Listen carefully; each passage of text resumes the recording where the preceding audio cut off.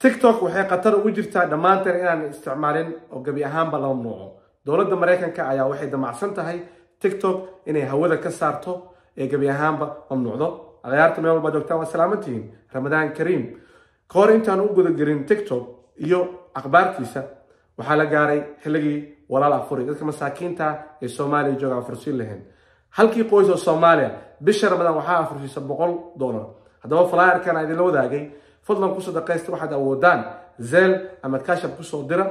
عدارتنا حوالات سو دشنا فضلا انبوكس igu soo dir akhbaartina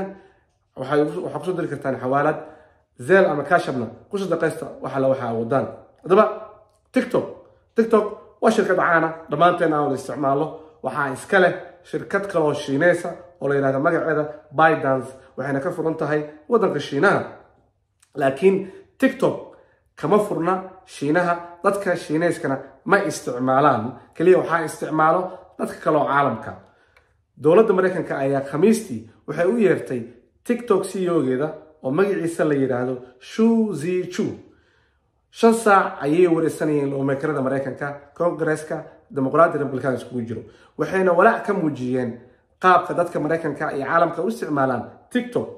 waxaa xusid mudan in 150 milyan oo qof oo Mareykan ay isticmaalaan bishii TikTok halka caalamkana ay 1 bilyan oo qof bishii ay isticmaalaan TikTok loo meekarada ayaa walaac ka muujiyay waxayna CEO u sheegeen laba arin oo muhiim ah ay ka hadleen midda koowaad waxay tahay in isticmaalka dhalinyarada oo maskaxiyan wax u dhimayo isticmaalka TikTok maadaama saacado badan ay ku dhuminayaan waxay sheegeen loo meekarada in depression ku riday dad badan oo Mareykan sidoo kale waxay sheegeen in sharci Shiinaha ka jira dartiis qatar u tahay national security-ga Mareykanka inuu qatar ku jiro waxaa jira sharci Shiinaha ka jira oo sheegaya shirkad walba oo Shiineysa haddii dowladda Shiinaha u baahato daatada macluumaadka ama akhbaarta shirkadaas in dowladda Shiinaha ay qaadan karto shirkadan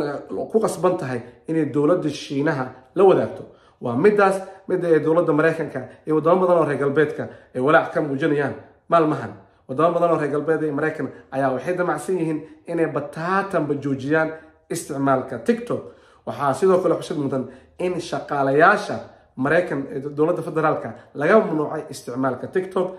48 gobol oo Mareykan waxay shaqaalahooda hoose ka mamnuuceen isticmaalka TikTok xilliga markay shaqada ku jiraan wadamo sidoo kale reer galbeed ayaa arrinkaas qaatay oo shaqaalahooda hoose ka mamnuucay TikTok hadaba hadda waxaa loo soo jeestay in dadka Mareykanka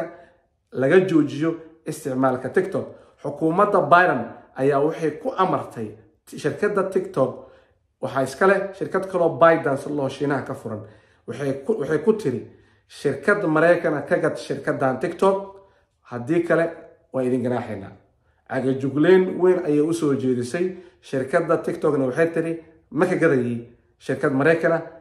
arrinkan ma yeelayo Shu Zhichu oo ka jawaabay su'aalahan heerinka ee 5 saac socday loo meekaradu jawaab wuxuu u sheegay in dowladda Shiinaha ay wali weydiisanin ama aysan u gudbin shirkadda TikTok daatada dadka Mareykanka wuxuuna u sheegay in cabsida ay joojiyaan loo meekarada Mareykan laakiin midaas ayaa loo meekaradi ka diideen Republicaanka Dimuqraadiga oo arrinkaas waa la isku mari waayay Khamiistii gunaanadkii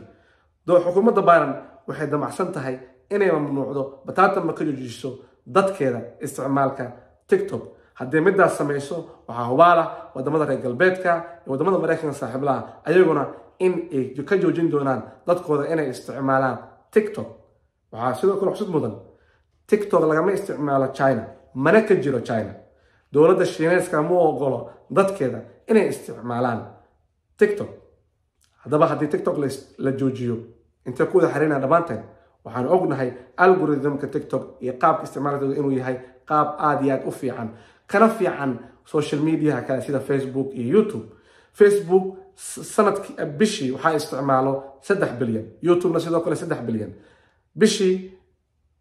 TikTok waxa isticmaalo 1 bilyan oo qof muddo yar oo kooban gudaheeda ayuu caan ku noqday TikTok dhalinyarada Mareykanka iyo dhalinyarada yaryar ee caalamku idinla waxay la dhaceen isticmaalka TikTok maadaama TikTok uu Shiineys leeyahay wadamada reer galbeedka midaas meesan jeclaysanin waxaa sidoo kale in sheegitaan mudan in aysan jirin wax cilmi baaris dhab ah oo sheegayo in dowladda Shiinaha ee macluumaadka daatada ee TikTok-ga ay qaadato ama shirkadda TikTok u gudbiso laakiin waxa maadaama uu jiro sharcigaas walaac ay wadamada reer galbeedka iyo Mareykanka muujinayaan waxayna damacsan yihiin inay dhamaan hawada ka saaraan haddii hawada nagala saaro dhamaantan waxaan isticmaalnaa TikTok algoritmkiisa waa fiican yahay waxaan nagu dhici karo intii ku wada xiriirnaa haddii la joojiyo maxayna xalaa fadlan fikirkiina ka dhiibta sidoo kale